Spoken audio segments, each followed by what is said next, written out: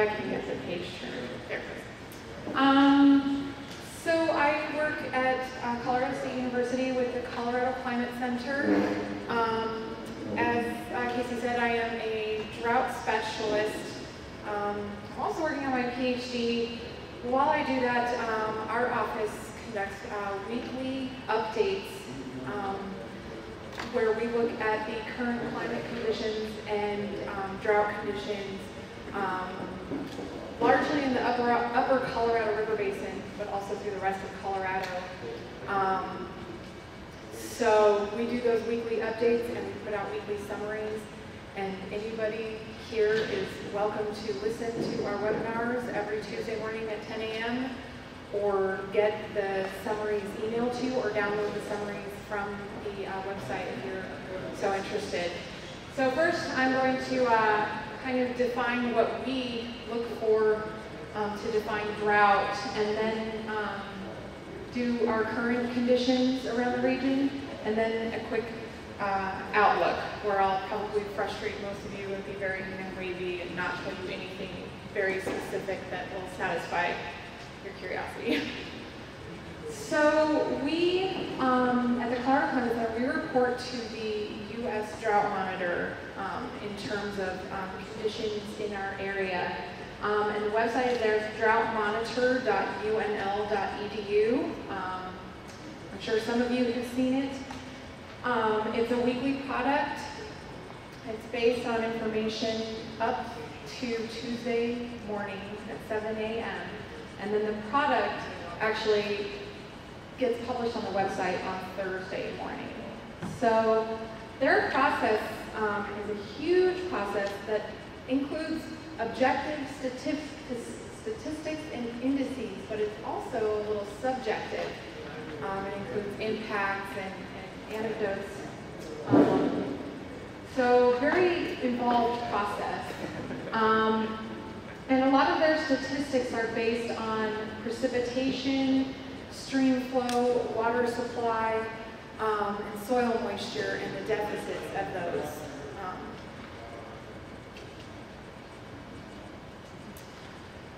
So here's a quick overview of the classification in the Drought Monitor. For those of you who don't know, it goes from D0, which is the yellow and abnormally dry, all the way to D4, which is an exceptional drought in that maroon. And each category statistically represents percentile rankings. So the D0 goes from the 30th percentile down to the 20th percentile. So it starts a dry period that occurs every 3 out of 10 years.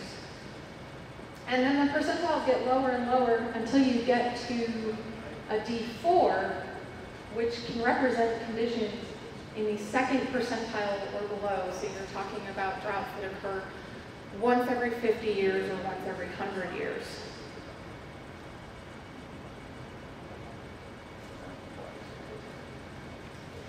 They also have descriptive impacts of what goes into each category. And I pulled this from their page, kind of zoom in here. So here's the 5 categories. And then starting with D0, that you could be entering into a drought and you have short-term dryness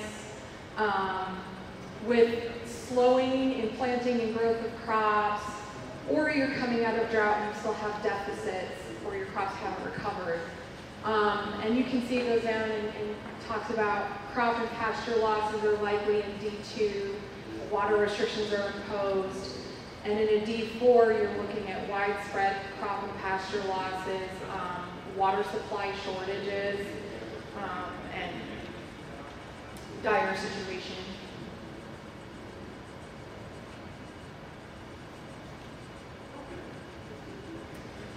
There are several responses to the U.S. Drought Monitor. Some of you might actually know this better than me, I'm not sure.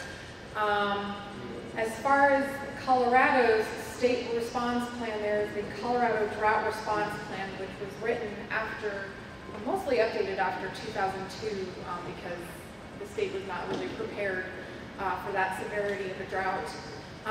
And in that Colorado Drought Response Plan are things such as when the introduction of D1 or moderate drought, It's just really an increased monitoring. But once you get to D2, impact task forces are activated, and you can declare a drought emergency. And then when you get to D3 and D4, the governor can request a presidential drought declaration. And I know that the D2 and D3 also are action items for federal funding to get federal aid. So the U.S. Drought Monitor is important for that. So now that we've defined drought, we're going to look at our drought that we've been experiencing. This is looking at June of this year, and this is put out by the National Climatic Data Center. And what they did is they took data from each state and then did a statewide rank based on 118 years. So if you have a 1, that means it was the record driest. And if you have a 118, like Florida, it was your record wettest as a statewide rank. So you can see here that for just the month of June, Kansas, Oklahoma, on the dry side, but not as bad as when you look at Colorado, Wyoming, and Nebraska. Colorado had its second driest June, and Wyoming had its first record driest June in that 118-year period. This is extending out a little further and looking at April through June and doing the same ranking method. And you can see that both Colorado and Wyoming show up there as being the third driest when combining all of April through June.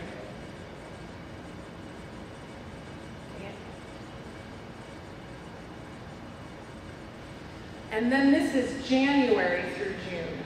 So we're talking about a 6-month period, fairly prolonged period that Colorado is ranked second driest in that 118-year period for ranking. This is just looking at month-to-date precipitation for the month of July. So the orange color here, it's such a wide range, which kind of bugs me, but this map is just generated all by itself. And the orange coloring that you see is from 1 inch to 2 inches, but the red coloring is 1/2 inch to 1 inch. So we did get, across most of the state, a little bit more precipitation than we had seen in June, which is somewhat good. We do want a little more precipitation, but we do have some drier areas popping up around southeastern Colorado and Bend, Crowers, and Otero, and also right directly here in Kit Carson County. And the extreme dryness has really started popping up now in the Nebraska Panhandle and also through much of Nebraska. These are co-op stations, the National Weather Service Cooperative Network stations. The colors represent a standardized precipitation index. And what this does is it just takes the amount of precipitation that fell and puts it in an index that can be statistically interpreted in terms of percentile rankings. So, for example, a -2 or less would be a percentile ranking consistent with a D4 drought. And the yellow can be anywhere from a D0 to a D1 drought. So this is just looking at the past 30 days to see where the dry anomalies are. And so those yellow dots that you see throughout northeast Colorado and central Colorado are not as dry as they had been for, say, January through July, but they still are showing that over the past 30 days, even though we've had more precipitation, it's still a little bit dry. And those orange ones that you can see around Pueblo County and Crowley County and also down in Los Animas, those are a little bit drier. In Nebraska and western Kansas, you can see even drier with those reds, and those oranges meaning D3 and D4 category drought for the 30 days. But we do have good news. Still, we had a good amount of precipitation. This is as of yesterday morning for northeast Colorado and southern Nebraska. And it didn't update in time for me to put it on the website, but as of this morning, there was precipitation more along eastern Colorado, not quite as far north, but eastern Colorado and western Kansas a little bit. So as far as temperatures, this is the same ranking system. We have 118 years to do a statewide rank. So if you're 118, that's your warmest year in the 118-year record. And if you're a 1, it would be your coldest. So we can see it's still nice and cool up in the Pacific Northwest, and very, very wet. Maybe they can share some of that with us, because we were warmest June on record for our state this year. This is looking at the April through June time period, and you can see a lot of the region very, very warm. Colorado and Kansas having their record warmest April through June, very long. And as we all know, I mean, it was really warm here all winter, it seemed. So now this map made me go, wow. And that is January through June, where many, many, many states in the Midwest and through to the East Coast had their record warmest January through June, and it was Colorado's second warmest January through June. So global warming right here. So this is, again, looking month to date at our July average temperature. So this takes the high temperature plus the low temperature, averages it, and averages it for all the days. So you can see eastern Colorado, we're in that dark orange. So average temperature, maximum plus minimum is about 80 degrees for the month. And as you go east into Kansas, very warm, 81 to 84 degrees average temperature for the month of July. And this is just a departure from normal. So if you're in the yellow to red, you're warmer than average for that time period. And as you can see, almost the entire region was warmer than average, with eastern Colorado, Nebraska Panhandle, western Kansas looking at temperatures that were 4 to 6 degrees above average, and even higher when you get to eastern Nebraska and eastern Kansas. And those are pretty big spreads for summertime temperatures. You usually see big spreads in winter. So this is a very, very warm anomaly for us. Next, I'm looking at reference evapotranspiration, and this is taken from our coagnet sites. Not sure how many of you know about these. They're throughout Colorado, paid for through Colorado State University, so they're only in Colorado. But what they do is they place, strategically place around the state these weather stations that record temperature, wind, relative humidity, and solar radiation. Put it all together in this example into the Kimberly-Penman equation to come up with a reference evapotranspiration. And this is based on alfalfa crops. And what it basically tells you is if you have the water available, such as on an irrigated cropland, how much of the water will evaporate or transpirate and lose to the atmosphere. So this is at Avondale, Colorado, which is in Pueblo County, somewhere in the Arkansas Valley. And the black line is this year's reference evapotranspiration. What we do is we sum it up, starting April 1st, which is when we normally start them, although this year we could have started March 1st because March was technically the start of the growing season this year, which was April. So we add up the ET rates every day and accumulate it over time. And we've done that for all the years that this station has been in existence since 1993. And we plotted the highest ET year, which means you're losing a lot of water. So it's very hot, very dry, possibly windy, low relative humidity. You're losing a lot of your water that you're irrigating with. And that year would be the red line. And then the lowest year on the record is the green line. and you're not losing as much ET throughout the growing season. And then the blue dashed line is the average. So as you're looking here, you can see that Avondale had a very high reference ET year in 2002 during our major drought throughout the entire state, losing a lot of water. 2012 so far, we're losing more. This will likely be our new maximum year for reference ET. So daily rates can be anywhere from 0.3 of an inch to 1/2 inch. And that's every day. So if you think in a week you have a storm that's maybe 1/2 inch, you've probably lost most of that in your daily evaporation rates, and you're losing your irrigation water really fast too. So Avondale recording its highest year on record, as is Idalia, which is, I believe, due north of us in Yuma County. And they are also recording, as of now, their highest accumulated year, higher than 2002. Becky, can we get these on the COAG website, or is it something you put together? We put it together, and I can find out if this can be available.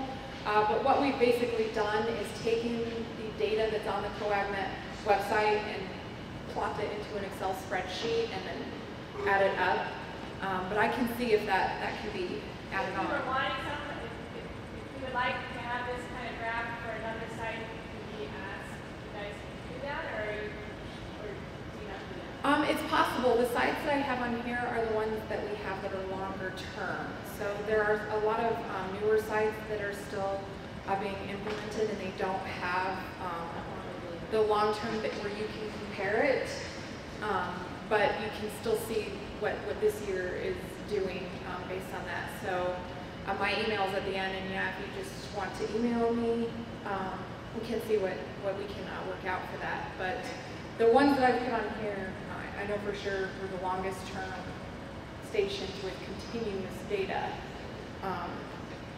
for eastern Colorado.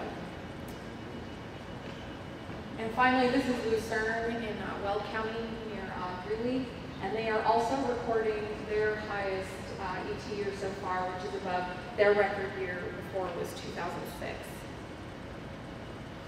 So my moral of the story of this is we do know that even when it does rain again, that doesn't necessarily mean you're getting the relief from it. And this is something that we like to focus on during our weekly webinars and updates to the U.S. Drought Monitor. Sometimes they'll see, oh, it rained there, it's getting better. And we have people saying, no, it's not. And then we look at this and say, how can it be getting better? They're still losing a lot of the water.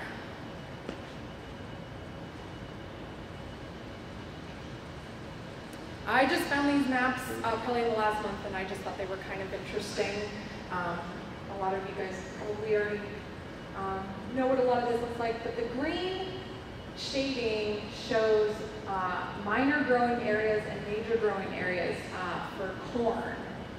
And then overlaid on top of that is the drought categories D1 or higher. So as you can see, where most of that shading is for corn growing, all of that area is experiencing some level of drought right now, with the exception of the far east coast, really. And then this shows the same thing for soybeans, that most of the soybeans area, especially around Iowa and Illinois, are starting to be more into that severe drought category or worse. And this is looking at hay, which covers a lot of Colorado for minor growing areas and getting into major growing areas in Nebraska and Kansas as well.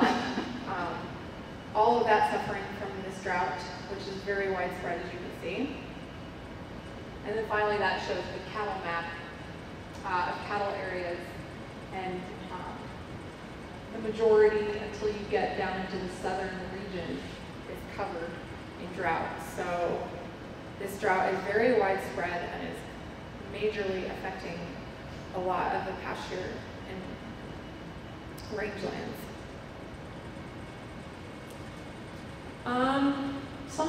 I wanted to advertise to you. I don't know. How many of you know about the Drought Reporter? It's put out by the University of Nebraska-Lincoln at, I think, the Drought Mitigation Center houses this page. It's droughtreporter.unl.edu.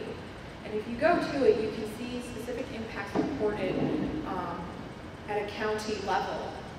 And for example, Colorado, for the past month, has reported impacts based on drought in the following areas. There were 17 agricultural impacts reported on the website, and there were 12 water supply and quality impacts reported, and 7 in the relief, response, and restrictions category.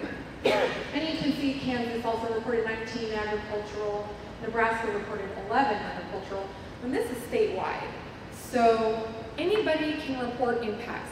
And if you are experiencing impacts from the drought, it would really help make the drought monitor more accurate and help us know more about what's going on if you actually put your reports on this, and anybody can do it, and then you can see what's specifically being reported. A lot of what's reported now are media reports, so actual on-the-ground reports from people experiencing the drought themselves would be helpful. Also, if any of you are CocoRa's reporters, when you record your CocoRa's amount, it also gives you an option, I believe, on there to report drought impacts that go into this drought impact reporter. During our weekly webinars, we've been having more calls in lately, and a lot from farm service agencies throughout Northeast and Southeast Colorado mostly, and they've also been giving us impact reports that we wouldn't know about otherwise. And some examples of them are Crowley County, hearing a lot that, you know, grass is just, they're completely dormant, they're not greening, they're not growing or anything. Also that after it's rained, the soils are drying out really quick, so it's very short response time. One example is total liquidation of herds was one of the impacts reported in Pueblo County. In Northeast Colorado, mostly looking at 65% to 85% crop losses. And these type of things help us know how bad it is and how that compares with just our raw statistics that we look at. So this is looking at the U.S. Drought Monitor for the contiguous United States starting on March 27th. And I just wanted to cycle through. This thing is so sneaky. Okay. That would be April, end of May, end of June, end of July. So you can see a large expansion. It didn't all happen right away. A lot of it has happened in the last month from that short-term dryness. And a little zoom-in picture, here we have eastern Colorado, Nebraska, and Kansas here.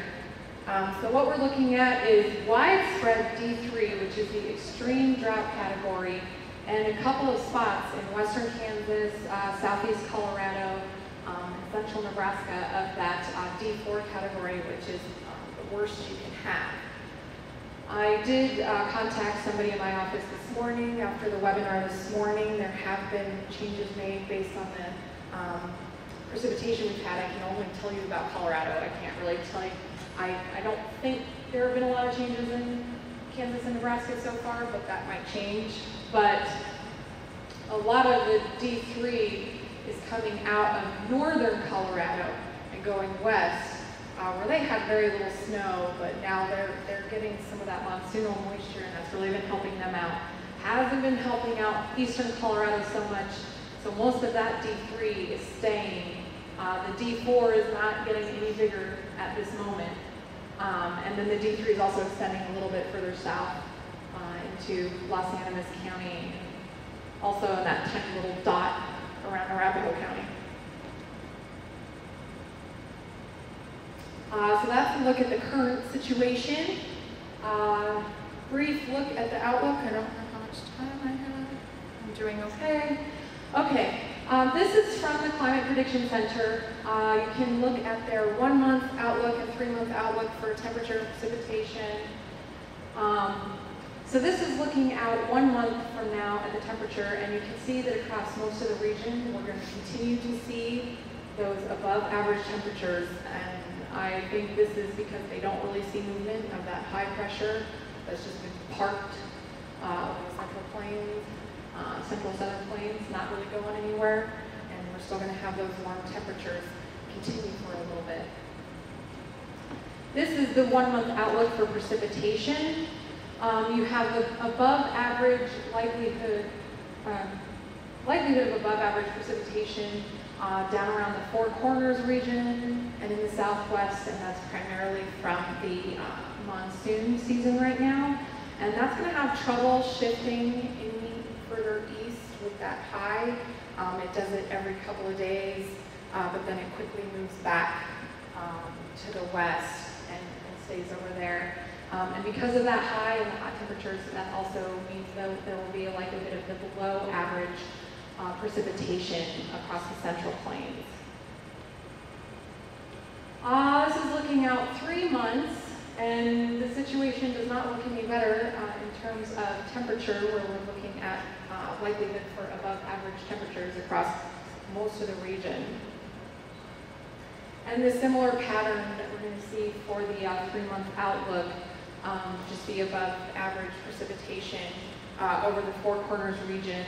And that EC, mostly white area, is terribly helpful. It just means equal chances. So eastern Colorado, Kansas, Nebraska, all that area, you have equal chances of being horribly dry or horribly wet, and you have no idea what. The CPC also puts out a seasonal drought outlook, and this one is effective through October 31st, and they combine it a lot with those maps that we just looked at. So areas that were likely to have above average precipitation also could see some improvement in drought categories. So the green down by the Four Corners area is going to be able to see some improvement from the rains that they should get there. And unfortunately, in eastern Colorado and into the plains of Nebraska, Kansas, Oklahoma, we're looking at this drought persisting or possibly intensifying within the next few months. That being said, I don't think that it's all bad. We have left our La Nina pattern. We're entering into an El Nino. And mostly, what this means to me is that we have a pattern shift.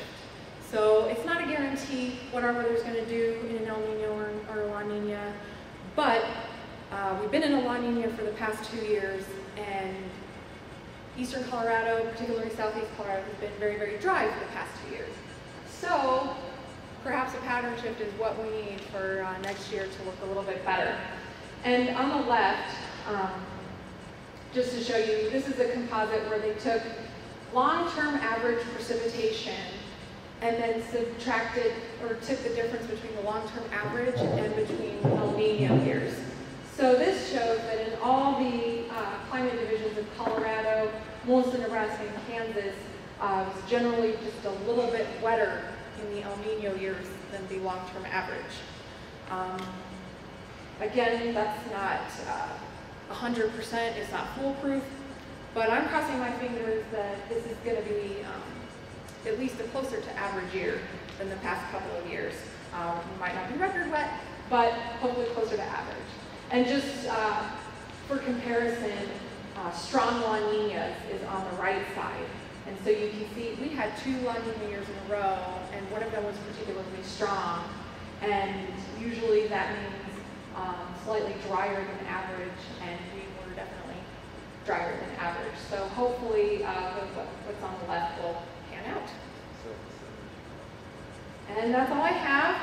If you would like to get the weekly summaries or attend the weekly webinar, you are welcome to email me, and I can add you to our email list for reminders. Or you can simply go to our website, climate.colostate.edu, We have the coagnet data linked on the homepage. Not those images, but we can work on that and specifically email me for requests on that too.